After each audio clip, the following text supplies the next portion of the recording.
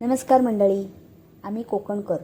आमचं जेवण शाकाहारी असो किंवा मांसाहारी असो, जेवणानंतर कोकमापासून तयार होणारी कोकम कढी, कोकम सार, सोलकढी असो, त्याशिवाय आमचं जेवण हे अपूर्णच.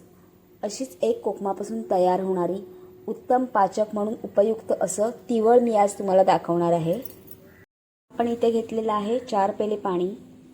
त्यात आपण घालतो आहे 4 चमचे कोकम आगळ आहे. हे माझं घरचं आगळ आहे, सो मला हे कितपत आंबट आहे माहिती आहे.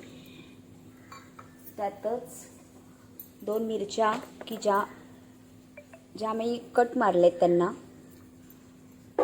चवीपुरता मीठ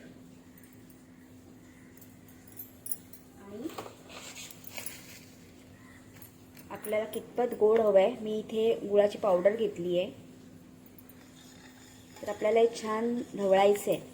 आणि ही जी मिरची आहे ना, ती मी थोडीशी अशी कढईला थोडीशी अशी जेणेकरून त्याचा जो तिखटपणा आहे ना तो त्याच्यात उतरेल. मी आता फोडणीची तयारी करते आहे. फोडणी पात्रात तेल घेतलं आहे, त्याच्यात मोहरी, जिरं,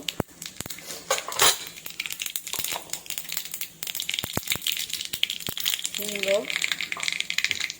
आणि कढीपत्ता. हे आता आपण जे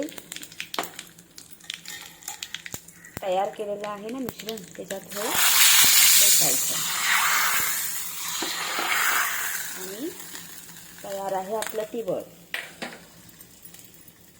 हे आता आपण थोडंसं नॉर्मल झालं की फ्रीजमध्ये ठेवायचं आणि थंडगार पेय म्हणून हे प्यायचं आहे. हे आपलं तयार आहे तिवळ.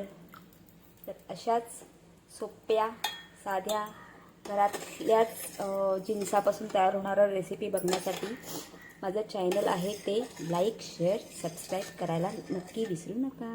Okay, bye.